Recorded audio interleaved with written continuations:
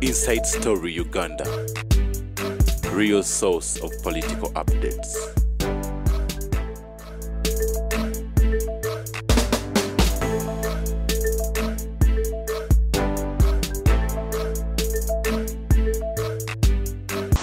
Where you have a multi-party system, you cannot have a single presidential candidate because you are blocking your party. Okay. And Museveni, when he wrote the master's seed, he said, because they don't know, because an educated idiot like Tango, he doesn't know. Nti Museveni chamutumiza master's seed, ke kasigo, akasirikitwe nnyo, akavangamu omuti omunene, ebinyonyi byonna we biwummulira. Kintu kya Bayibuli. Okay. Kakati bw'obanga okutogera abantu abateesimbawo ekitegeeza Museveni teyasimba mustard seed. Kati ono an educated idiot takitegeera. What was the intention of the mustard seed? Yes. Why did Museveni go to the bush to restore democracy? On educated idiot kubanga is controlled on remote control does not understand. But before you call him idiot, a system is there called Boetia. And in Kubori, solo candidate. Let me tell you. You see, they are panicking, and as a panic, they are making blunder after blunder. Muhoozi has not declared because we have a hopeful, an aspiring candidate, yes, and a candidate. Chitufu. Nyizo kubanga neeyagaliza subject to the delegates conference. Okay. But before the delegates conference, this academic idiot is blocking people. You would even say, if he was not an academic idiot, it is good. This is why we started the NRM. But because it's a remote country, but I nti ekibiina kino okumanya kiyina amaanyi wabuddeyo abasajja enjasabigu 10 abagala okuvugana kwa president. An academic idiot takitegeera okitegeera nti academic idiot kubanga ali under total control of somebody ayina ne byakweka. That's the point number 1. Nenga egundi wa NRM ani jeno Musikani Rugaba andi kankubuulire mulinde naye if I'm going to the taxi park where there are several means of transport, why should an academic idiot shout at me, you will not board my bus? Am I going to your bus? What if I'm going bus nyingi academic idiot takitegeera okitegeera kyenkunyonyo nti academic idiot takitegeera buli ayita muntu abeera mulaalo expressing abasajja bali abazungu kye babasingira nti omuddugavu Jesse Jackson yajjanga n'avuganya mu Democratic Party nga tebamugaana. Clinton yajja nga tebabagaana naye nga bo bamaze okukola consensus nti yaani. Did you hear people shouting in America? No. We have declared this. We have declared this is an academic idiot who doesn't know that you are saying why. Are we still having the white bishops? No. Do we have a Jewish pope? No. You would be even happy to see the NRM etunze nnyo n'amaanyi gayo gali ludda wa. Nti abantu 10 bafuddeyo. Allow everybody to express. Tango date ina magezi mutwe. But ate some of those are criminals, suspected criminals. Nti batya buli kola bagamba akomewo. Tamale. Nza nnuma y'ekigongo. Bagoberera nsonga yo. Go wagitandika nga musajja mwongere 10. You have protect you. This is a political storm. Muhoozi is a political storm. Muhoozi is representing a rebellion between abanyigiriziddwa abanya ku bantu abasoma abasokola enda z'abantu n'ababikola. Sana kayimba ki? Tubadde n'omuzogo okunyanga ku bantu onazaagumale. Tubadde n'omuzogo okulimba endwadde onazaagumale. Tubadde n'omuzogo okusiisa ku bantu onazaagumale. Tubadde n'omuzogo okubba abantu onazaagumale. Tamale. Me, what I started was different, and it was nze mbalaba ku byuma byabwe. They sent that woman It is Lwabogo who is behind this. Are you sure? Yes, it's not Museveni. And this idiot, academic idiot, doesn't know. Is that why President Let me Museveni is tell quiet? you. Do you see? Yes, Museveni is giving both sides money. Yeah, she balancing it out. Hey, Kubanga Museveni is a Democrat. We have this is not the first time Museveni to be confronted by his choice. Yes. There was people who opposed to go to multi-party and those who wanted to retain NRA and those who want multi-party. Museveni entertained the both. Yes. In fact, the Semogeres, the leaders of the parties, refused to participate in a referendum because they saw that Museveni was joking. Okay. This is our right. Museveni championed the return. But Kakoza Mutale took the other side in Sereko, Museveni Nada Kusumani Kumutine Nyumba. This is not the first time Museveni to come across. Museveni Asuma Agama Muchitabochi. After 4 days in the bush, he faced a confrontation. Nibamugamba abamba mugamba joyagala kutusiza bwerere. Utarusi lichisoboka. Yabaga muteyo. You go back. Okay. Yes. Muteyo. Guno sigwe gusose. Museveni aleka debate. Okay. Kakati kino ki academic idiot. Where do you control a candidate that dishing out to money? Museveni bamubba. I think Chigongo was attracted by money. But Chigongo will end up losing his property. Sign the go sente. Bonaba wa. Nze gwatawa. Nze tampa. Nikuruno siri na ye. Nemu kubawa bano. Aba kikyagoba. Anti ye Museveni ayina rebellion mu family ye. It seems.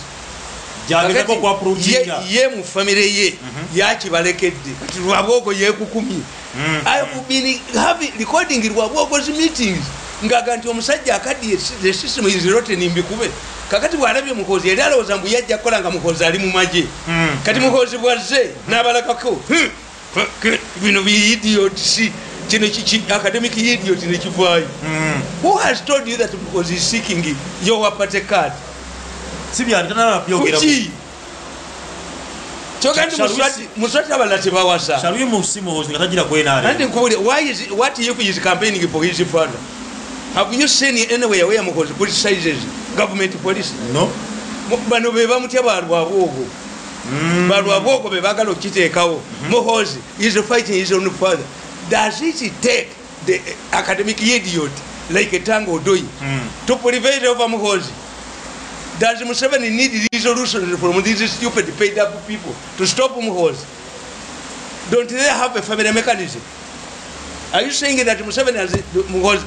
The way I know Museveni, the moment Mukozi rebels against his father, Amukwata, Tichiriyo, Mukozi is moving with his uncles, who are not doubted relatives of Museveni. Are you saying President Museveni is supporting Mukozi byako supporting? Yes, Kugundi, bino byatadde mawulire, Gundi yakikubye, Kenzo yakikubye, ensi yajjudde. Kulikeyo mu chifu. Yes, wabaddewo Katikiro yabaddewo.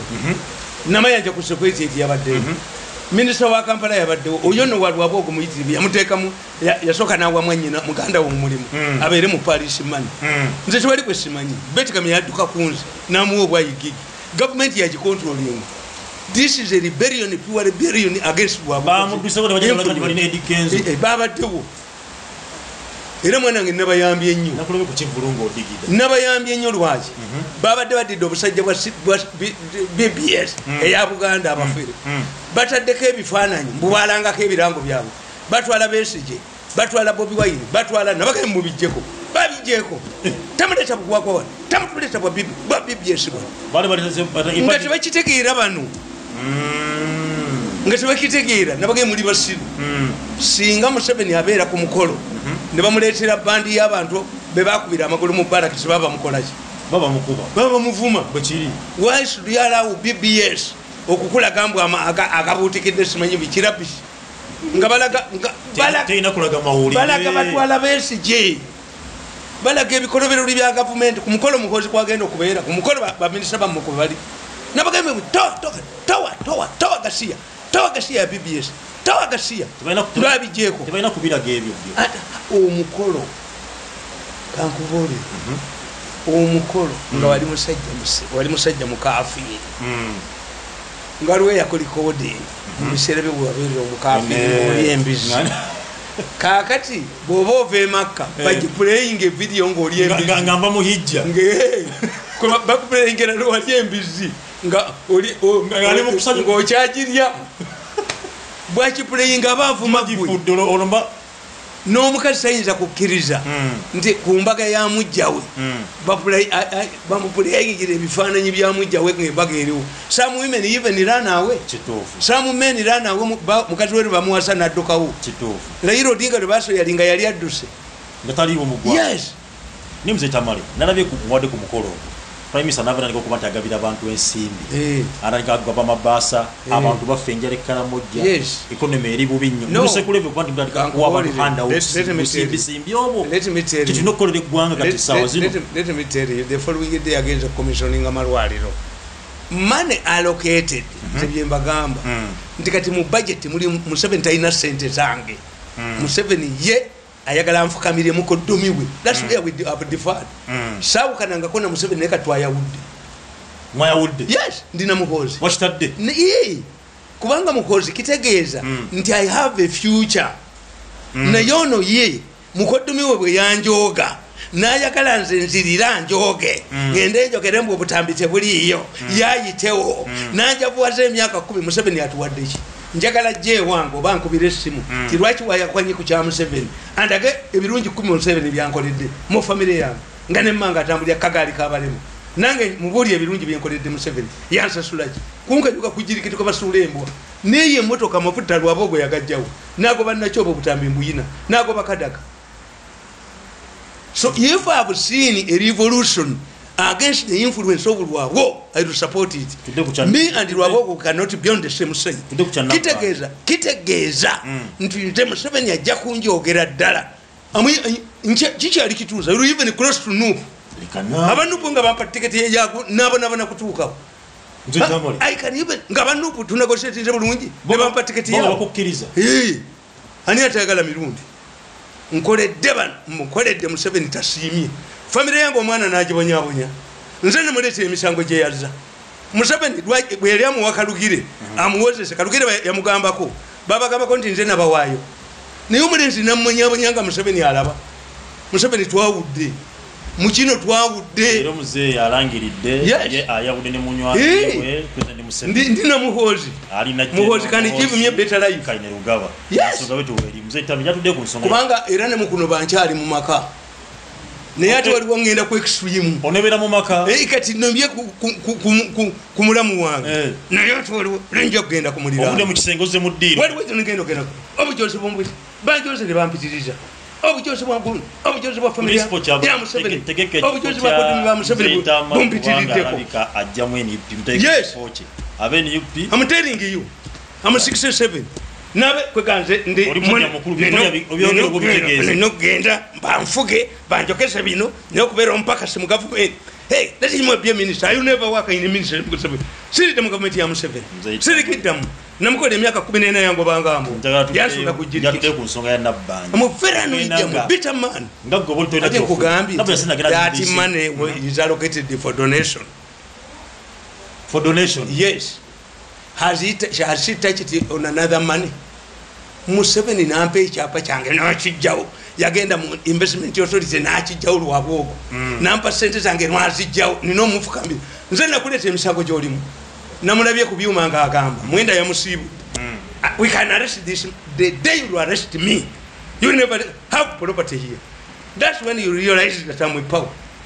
Yokoli omulinzo no limuyitiridde anyeddeko ku macha bwani yakalo nanni yako ndia bwanwa ekivogoto nanni yako bwanwa amataage nanni yako Museveni atunudde bwati bongereba ni mbunze njo kujjamba fukamiri mwe mwava wa Katonda family ya Museveni yava wa Katonda abako bava wa Katonda lwaki batuni yako nga Museveni alaba n'obunyaabonyo omwana wa munnakoledde emyaka 15 komite dire namukolera emyaka 15 namukubira buli muntu yenna nenyabona akagali katambulira muka musajja bamuyiteegesa nino kokkiriza kubanga omukozi strategy ye mbubwenja buwala njogera naye nedda bali bampisa ekyakwanza nali ngera kutulikirayo nali njesibye toyita kunjoga myaka 10 n'obunyabonya familia abaana ne batasoma bwekijja bwana yavuga buli wali akasente akasiba nemba kubira okufira bulumbu kubira bwerere mukwano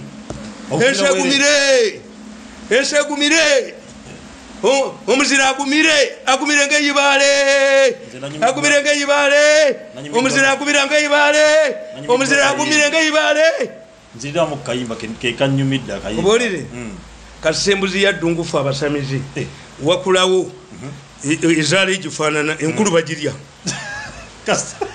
kasembuzi okulawo egifaanana enkulu bakola ki enkulu bagirya otegeeza ki kyentegeeza kyekyo ategedde nti tetuli ku liberioni ya Museveni alemedde okutolinga famire ye omukono ajoga buli muntu nojoga nze muyina ku recordings nziyina zonna nakyobe mujjewo yamuwa sente ayira controllinga sente kweganina kwakuwala nfuge onfuge gwe nze nabatuma bye mwakola Museveni bwe yatuma kalugire abayingire musango gwammwe babagamba kaba isisi nti nze nabiwaayo lwaki omwana ono antulugunya okutuukaawo nga Museveni asirise kati eno step forward otambudde nkubuulidde nsimbudde nyinza okusubira mu nuuvu nga bampadde kadi yabwe ekyotera ate nkyabagalako kyabagalako abanjoza emyaka gino gyonna nokukkiriza anti kyasaba sijja kimuwa lwabwogo siritulako naye ku nsi mukabbuli ne musala zosaba kati osaba gavumenti eno erikegende no kankubuulire muhozizi wave political wave is a political storm ne Museveni tasobola giwangula. That's why I'm telling Kigongo, go back to your house. Sent oba ononyamu sente ozifunye muhozizi wave tesobola is unstoppable and they are making blunder after blunder. Has Muhozi told you that he wants to stand in NRM? No. Kakati ojejemba ki tobawa wasa muwala wange bagambye ko nti wali wayagala omuwasa nikisajja kino kyakola kiti kitambo odoyi ebigwogwo bino byakola biti tobawa jjo kuwasa muwala wange atebeggali ani yamusonzeeko nikisajja kino kale ekyo kyasomera ki ekyo kyasoma miteeko gy'amazzi mzee Tamale yes waliwo ensonga kuba it is logic is Muhozi is it a one way traffic?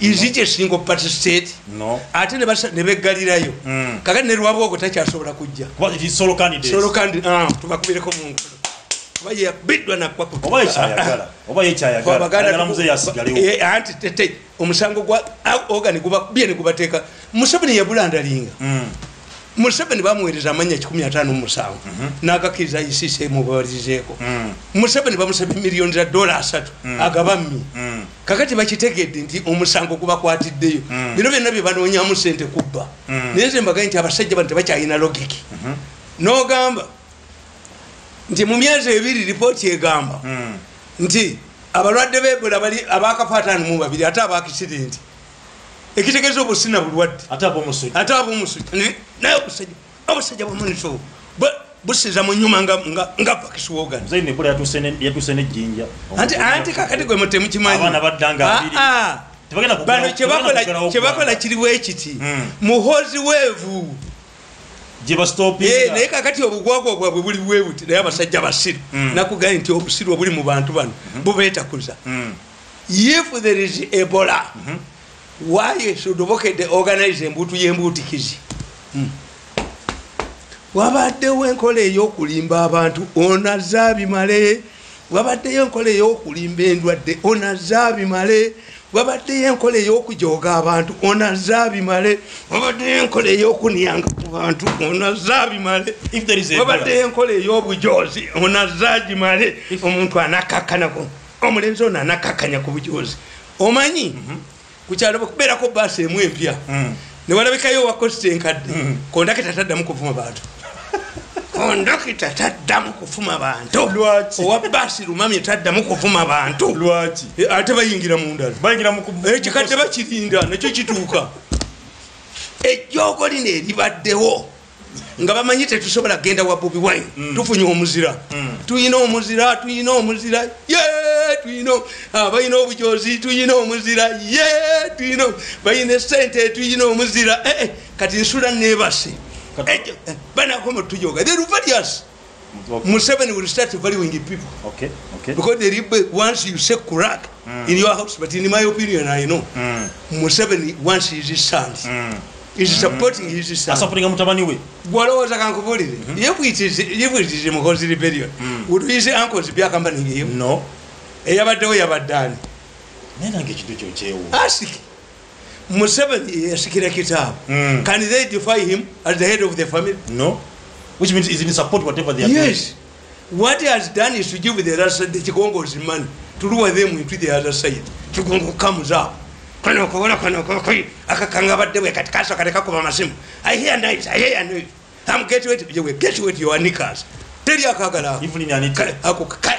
Kakalange never said Javawas. Kakalange check out. I call Wakala name Tema Nakamanya Wekava, Nakamanya Katumi. Tamale. A charge jam to Chaw, Kawala. Okay. Nishigongo. Okay. Chigonga yachi feed them. Chigonga Duke. Have you seen the Sale commenting? No. Have you seen the Rugunda commenting? No. When did Museveni meet Chigongo Monsiko? Had already met who? Rugunda. The Rugundas. The Kintomoso case. Had already seen Museveni before this man met him. Olabye boogera. Do you believe that Chigongo is more closer to Museveni than his son? No. Chigongo might have gone there for money. Baba take away, but that is Zibirayo. Zirudawa. Era baba bakalese kalete ntwe yakakawala. Ndiwamona. Banawunsinze gonde. Abagende banawunsinze mubakoledde kimwaleka mubabbi obululu. Mwaleka mubye luli. Buli omuduka muleka mubye mwina ludda. Government ya Museveni baji weekends. Even if Museveni comes back, he cannot rest for 5 years. Likanawe. Ateriwa. What do you to gamba takina fuga miezi mukaga. They are itching. People are itching for change. Bulika sente bakabba. But when namini yenyini teyakola mu organize abantu. Amini yenyini did not kill for commerce. Nabagambye nti mwe wa worse than Idi Amin.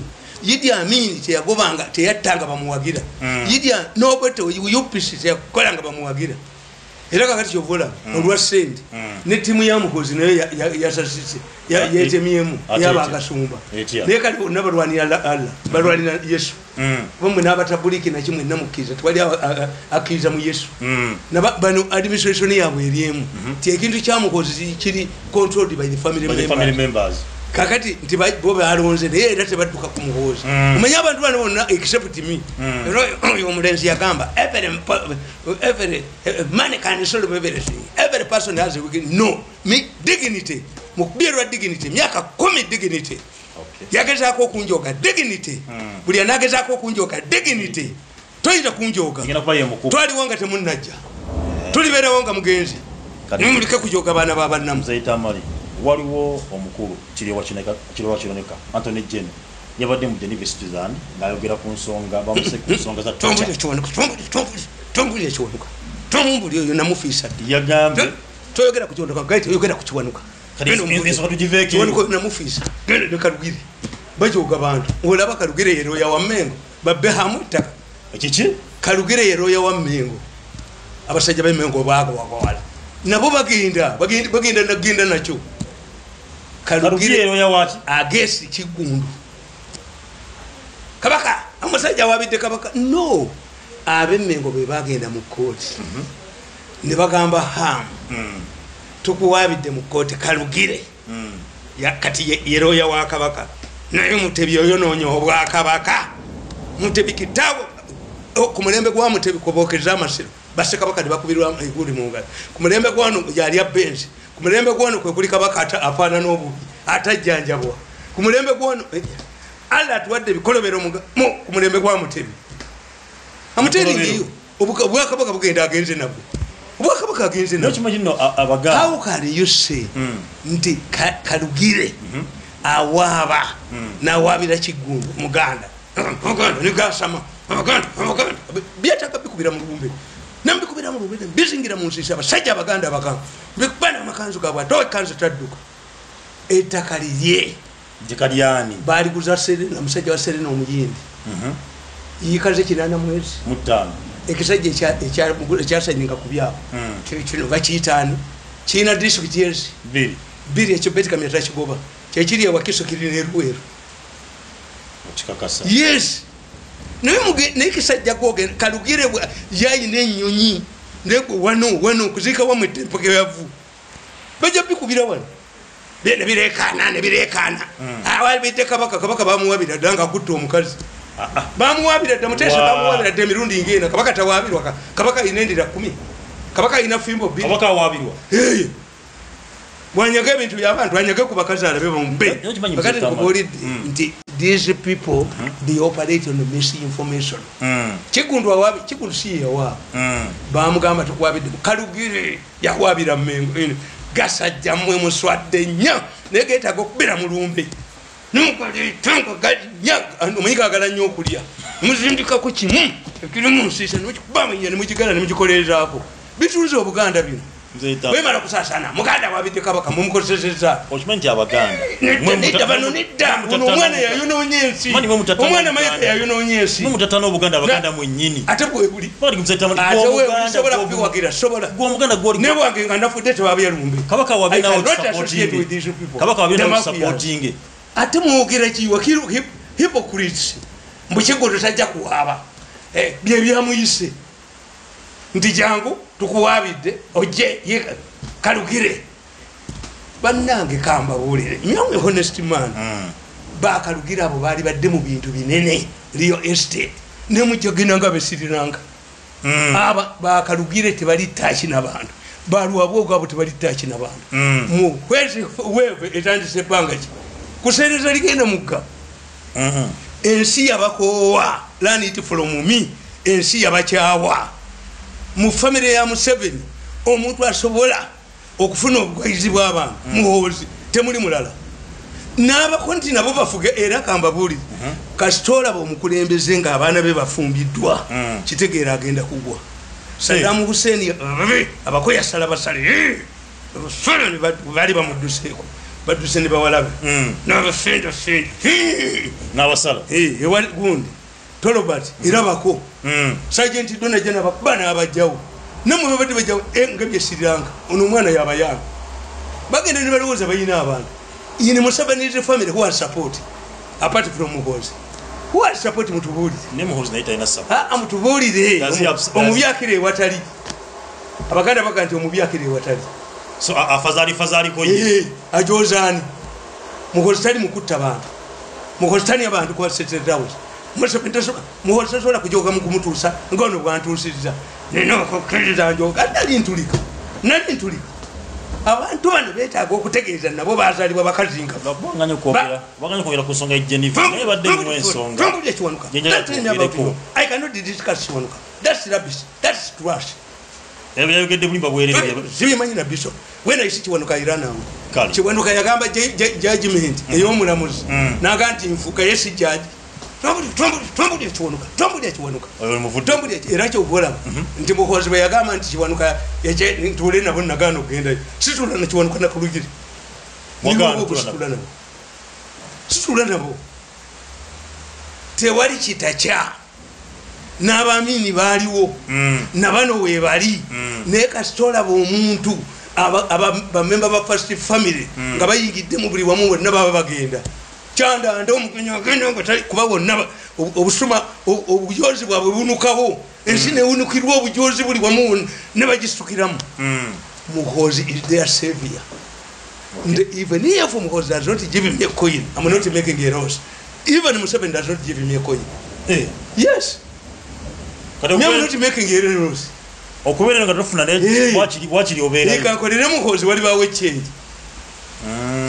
nayenga na bano ba weekend nze ekuraka evudde mu nyumba yo okuba kifiiriza ndda nkubabako be batujoze nze Tamale ngatogere kuteka kubanga nze I know nti Muhozi ne kitawe bali omuntu omu era bali baagala ogamba obateekawo golugwe gandi Muhozi ajemedde kitawe yabayita waliwo ne beyayise ku weekend ne bagana okwendayo ate mu mukiziganya ne Sezala wamu tewali kyesiina ku byuma byange mwenda yabagambye nti olaba Mirundi agenze wa Muhozi oli amulagidde ninga Museveni yampaaki njagala mumbulire bintu 10 mu myaka 10 Museveni byampadde ebiri ewange yadde kikopo yadde girasi teri I've been making losses. I will abuse anybody who tells me hanawo oduse ogenze mu sentu kuvu eno waliyo hope ogenze kwambala ngule ye nkugambye nti eno ekyali stop over bajjana kunda banga nyamba dereti obujoze bale mukulowooza nti tuyina gye tulaga bale mokulowooza nti tuyina gye tulaga tujja kujogebwa abako nga tuyina gye tulaga njoga emyaka 10 Museveni nampa sente zange naziremera. Do you know what this man will be after getting this man go rich? How can this man who sleeps in his own defeat me go Sulangawa? The problem is not where you sit, the problem is why do you discuss me every time? I have the brain and I can transfer my brain here elsewhere. Talking about the way. How can arrest him? Arrest me. Muligenda kaba Sri Lanka. Wayogera kushikuchi. Olole mulitegeera omanyi wotegeera omutamivu nti afusire mu mpale amala kufulu. Ne batulawo mulanda mutegeera.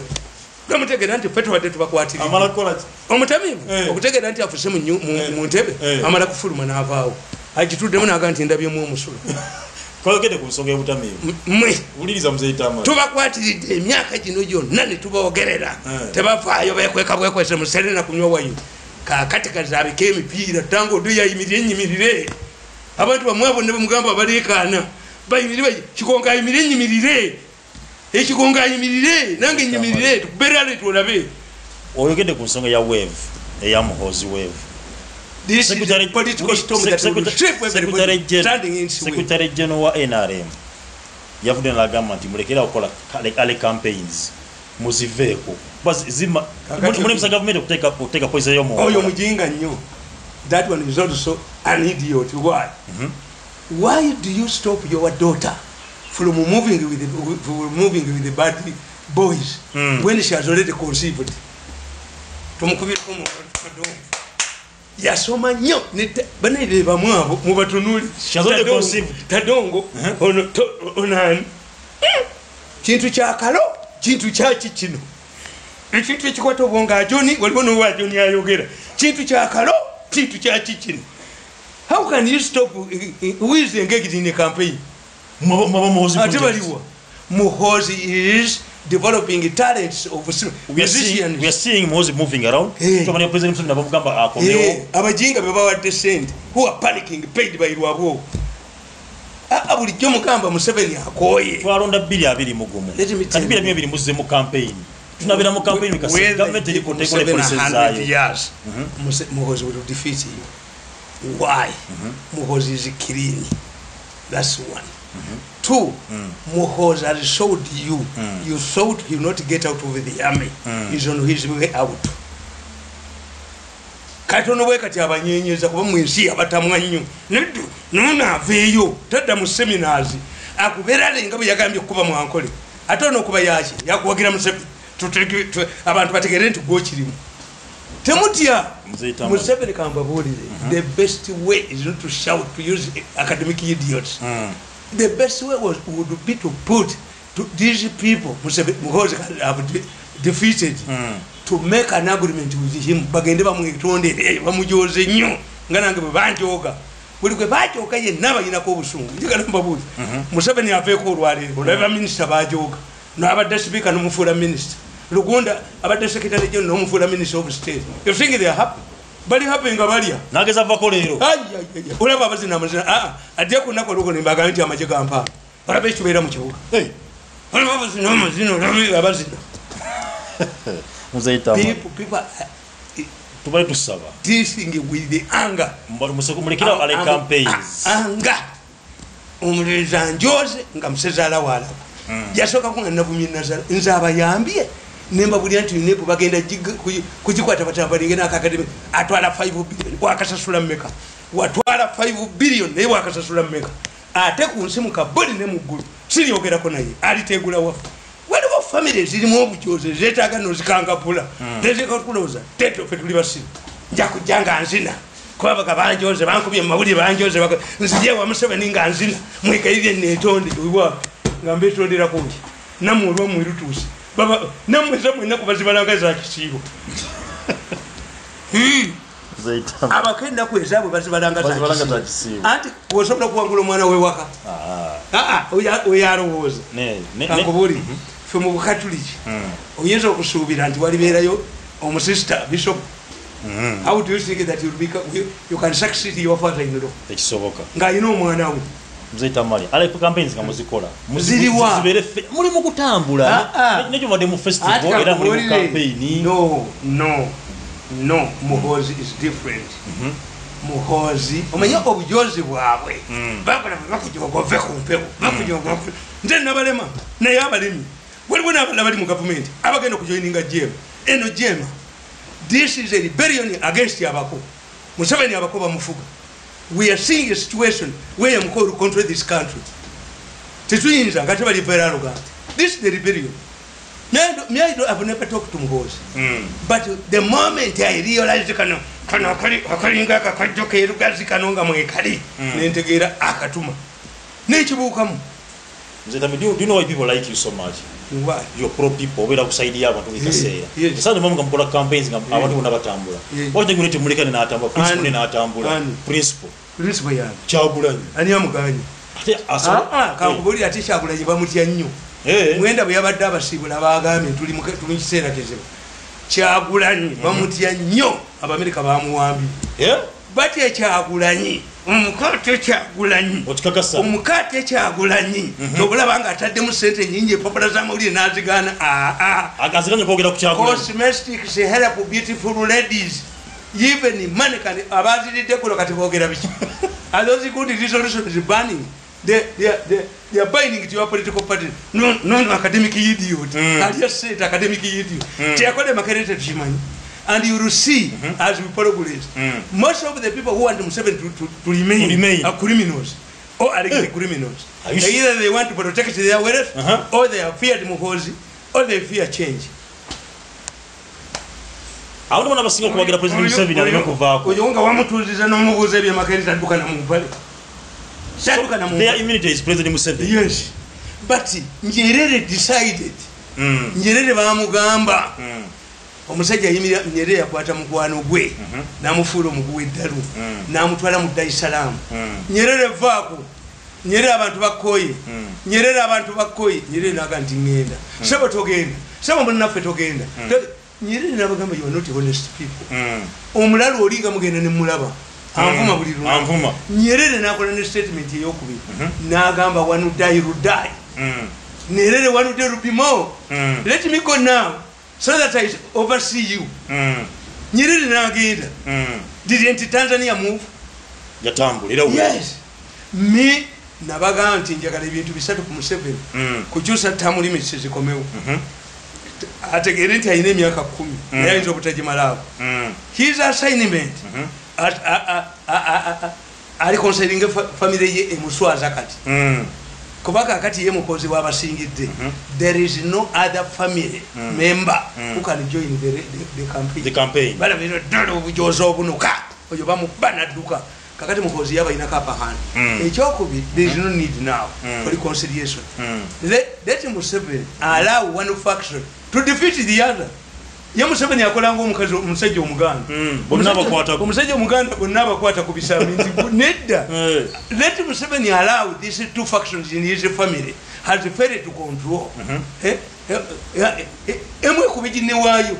Naye nzikenda Muhozi agikubi epanikinga. Beyond the run. Mzee Tamale. Tomusobola mwichaye wakwata kajekere bwakubakadaka bwakwatono bwakubona bwakwatono nakalo oluguudo ewaabwe abantu ne bagati akadde oluguudo lwapekita sezala we yenyega nakola ki. This is amataba abanyako nkwata gundi nkwata recording za abanyako ekiri mwankola hapo enkoni eri mwankolebwa enkoni eri mwankolebwa banyivu wazibu. It is only Muhozi that can reconcile this country. Mzee Tamale wacha bamutya nnyo MPC ye 1 Muhozi ye MPC ye 1 ono mukoye tayina waayita lwaba okutayinza kufuga kuwanga ngaalijjawo abantu bayika mu luguudo ani gwatajoze ye tasobola yo lwaba ogwo ye yakivuddemu yapapala otimuvuddeko. Why is Kyagulanyi feared?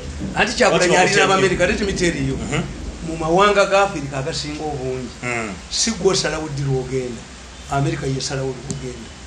Okay. Obasanjo wanted to come for the third term. Nagenda okulaba Bush mu America naganda omulaba namuga Uganda surrender Teira to Hague. Gaddafi n'abagamba nti African leaders, if you have surrendered Taylor to Hague, then you are in big trouble. Every one of us will end in Hague. Mutaddewo good president. Era bwe baali bakoze endagaano nga Taylor wakubera mwami gundi wakubera Nigeria ebiseera byonna nga yeeyagala bamuwadde n'ennyumba emaaso n'amuwaayo bati era kyamulema bwe yaddayo nti Taylor muwaddeyo Bush yamugamba Nigeria needs an overseer, become an overseer. Okay. Era Obasanjo awandika ebitabo bye bisatu. Obasanjo the soldier, Obasanjo leader, and Obasanjo the overseer. Yavana mu kibiina ky'abalatu kye yatandikawo n'ayingira ekyeri eky'abantu ba Buhari. Why? Yategeera Nigeria tomanyi nti nabano bakola bino weroza bano basoso bikola okimanyi mu Nigeria bakweka omulambo ku godolako bagayinti akyali ono afanikinga niddu baddu joga abantu ngolowooza oti mubadde mujoga abantu nga mulya mukka kuba tebalina fallback position gurupu y'abalwabo okutalina back position yeye yajjaye kakati akubiddwa nabagamba nti empologoma bwejja ku kyalo obubuzibuzi obubadde bubebera ekyalo bubebera ekyalo bukalirwa empologoma etuuse ku kyalo Chagonya atingwa kubanga Amerika yamukoze eki anti kugambi omukulembeze owokubiri eyavaako yali ani yali Moi yagenda okulaba Bush namugamba njagala ogende Bush nga yamugamba yes era yagaana omulaba yalabaani yalaba foreign minister oko yadde ne bamutta oko was a fool president abudde egindi Kenya okulaba Bush n'agaana omulaba gwe n'omulaba yadde bamutta obo ina kufa bufi yes era Moi yamugamba genda okite press conference olangirire eddirwa ogenda Bush kakati ye Museveni akimanyi nti international community is zero wigi onu Kyagulanyi where do you go get the attorney general to go when you have a foreign minister neba jogaba no ewali sente kyonoka yatwalayo omutwe kuba baagala okweraka how can we be relevant nti oli tasobola kiwanuka toyina wuyita alugansi yeto je kikyusa kati fete mwatulowoozaako mu byobufuzi tulina grassroot politician fe abagerenye mwatujoga tetuyita kukola nammwe tetusobola nabadde jo omuganda wange omunyarwanda nampa enteezi biri bamuyita majambere kafeero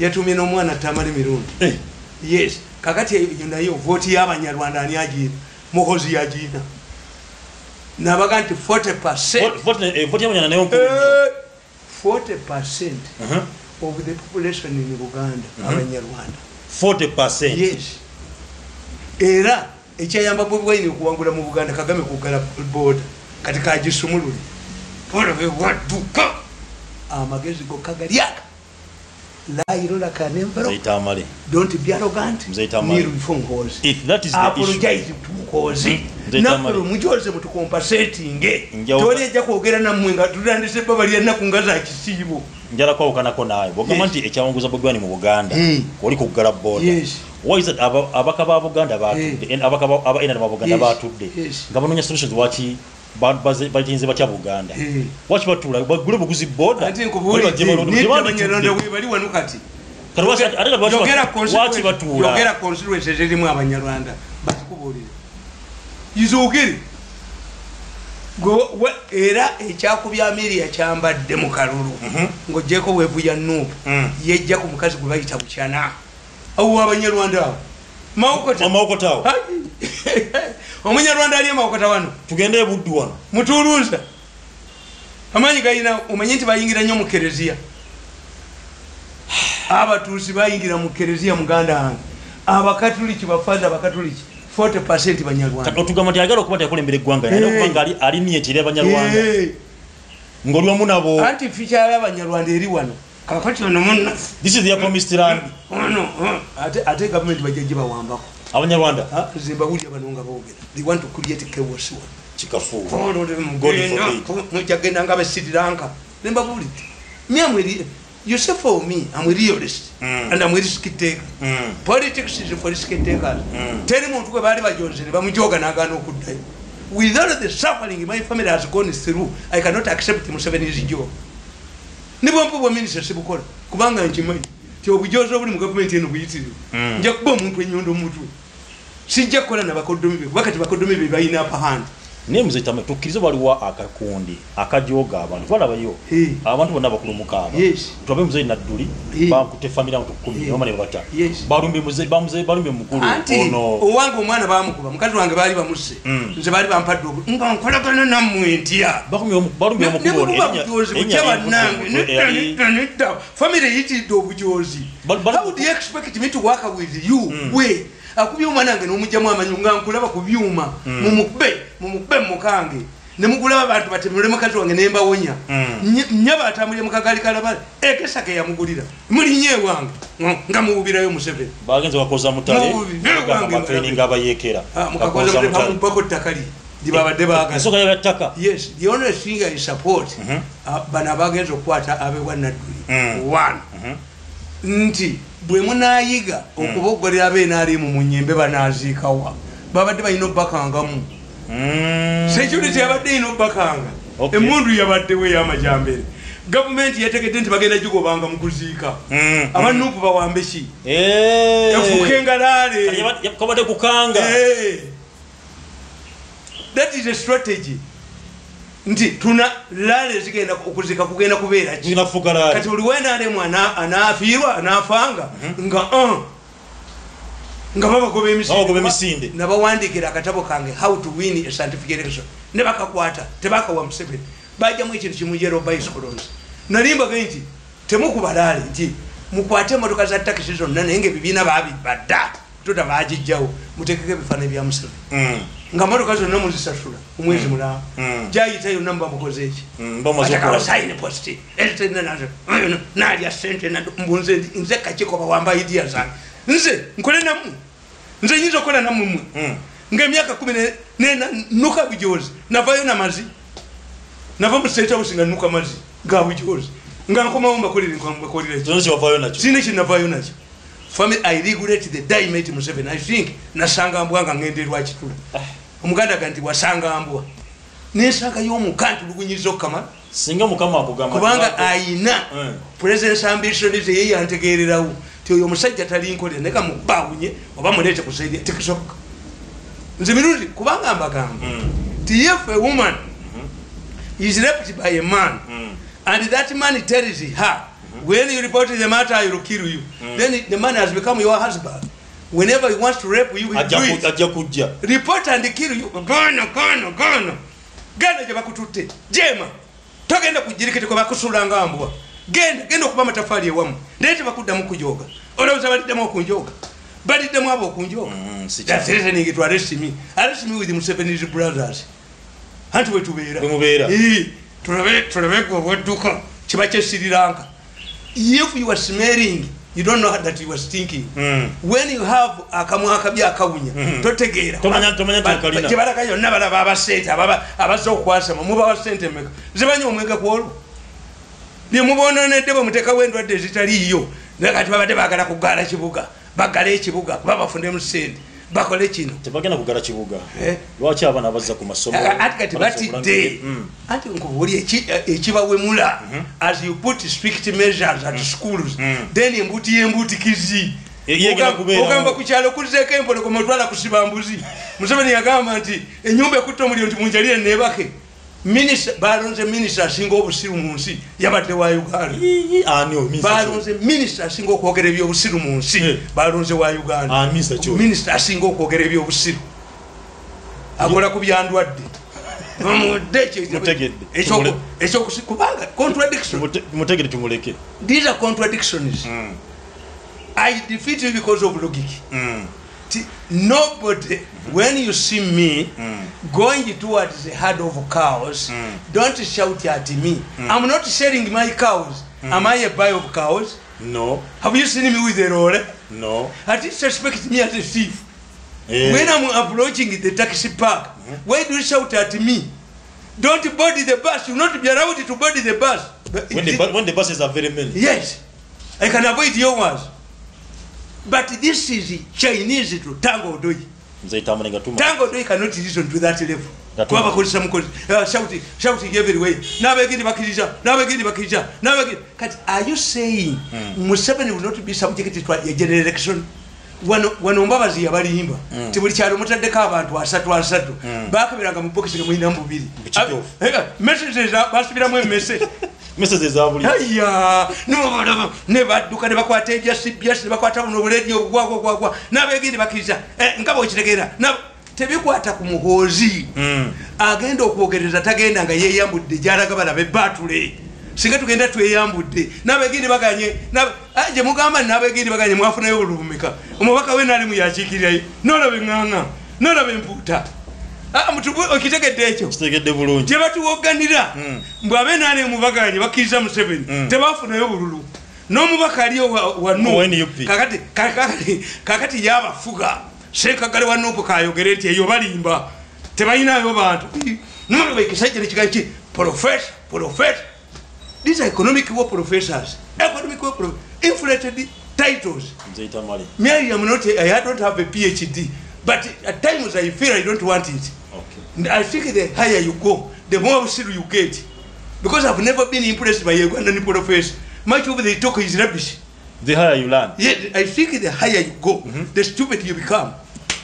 Let me remain with my masters. When you look, does it make a sense that you have put stringent measures on schools when you are organizing a government newspaper controlled by government is organizing a again okugala enguudo zonna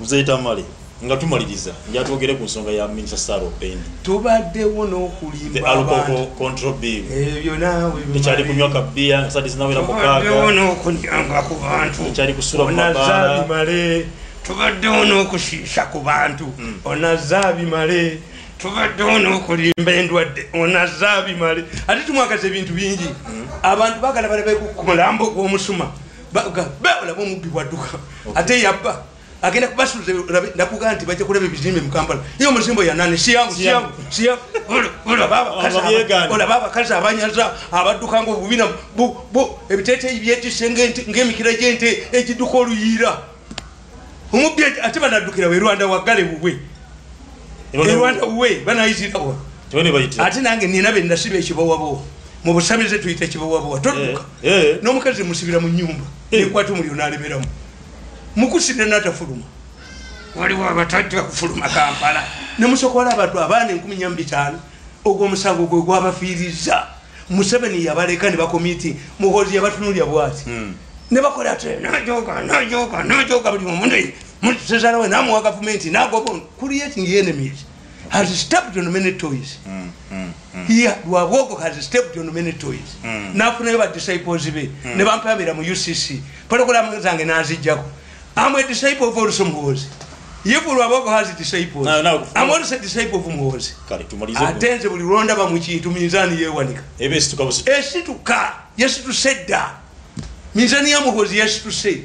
That's why I'm advising Haji Moses Chikong. Stay away from this fracas. Abivem. Yes. Abiesasi. Chikongo said, Banu Bamudaze said. None was a judge kulembere. Tebajana kuzimu. How many times have they humiliated him? I've talked to Chikongo several times. He said, "Happy man, you Chikongo wants to protect his wealth. The best way is to be neutral, like the Rwandas, like the Salais. Okay. If you see Museveni's relatives, his brothers, younger brothers, biological, are you saying that they have rebelled against their elder brother? Their elder brother. Ekisoboka. Ego roza kisoboka. Ekisoboka. Ekitegeza ekintu nabagamba nti baba mukazi.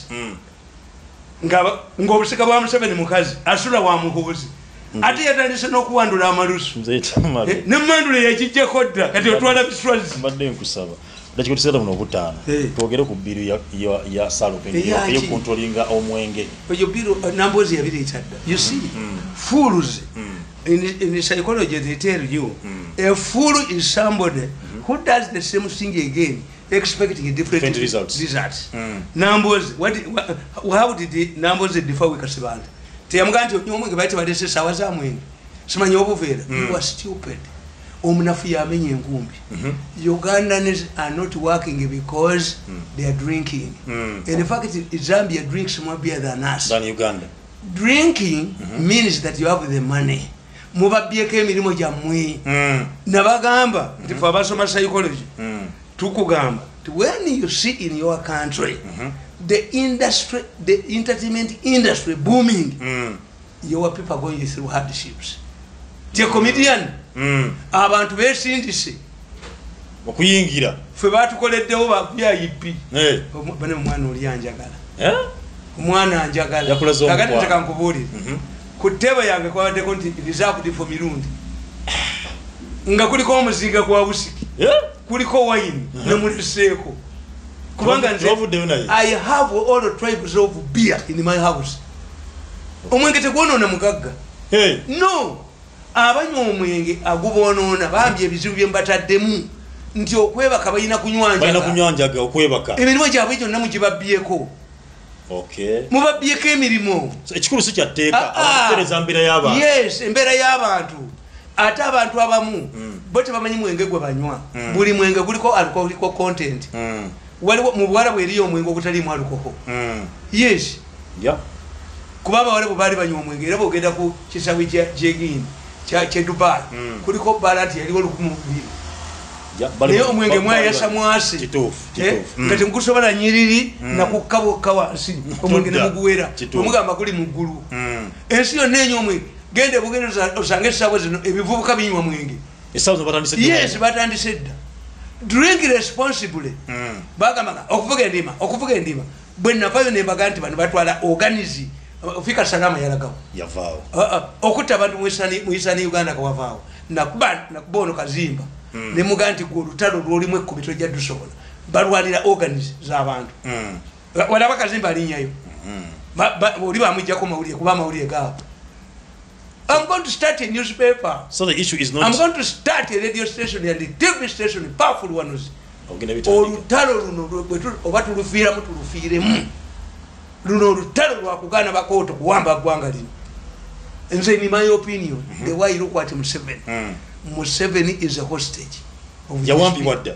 Kakati what Museveni has decided to do is to throw it to the public by financing ono lwabwe yalita kirimu.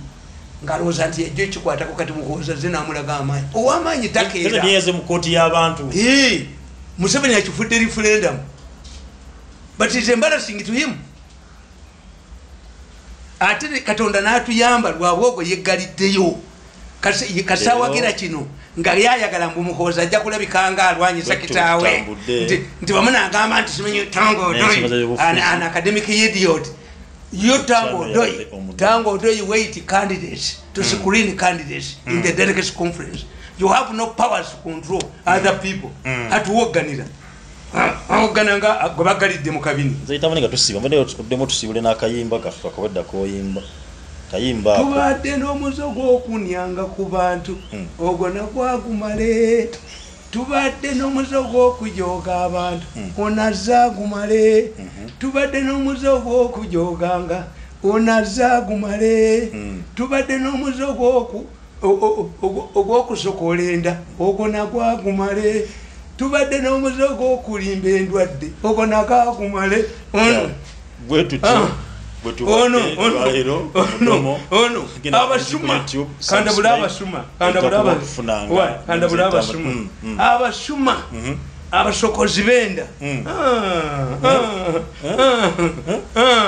abasokola enda z'abantu ayaya muhozi otalwa muhozi n'abasuma yabatera amamwe yabatera amanyindo yabatera amayiso yabatera amatansi yabatera amatansi yababinga ogenda kulaba bwe badduka abe nze nsaba kulaba Museveni anja kuwasiza emyaka 10 muhozi ne bwana batampadde kantu naye kati nsula ndeegolodde naye bakootulo nti no ye yanjoga anzinye ku twist basi ebadde nanyini basi abadde yekka ng'ajooga abantu wazzeewo ekikadde kondakita alekerawo okuvuma abantu Museveni will have value for people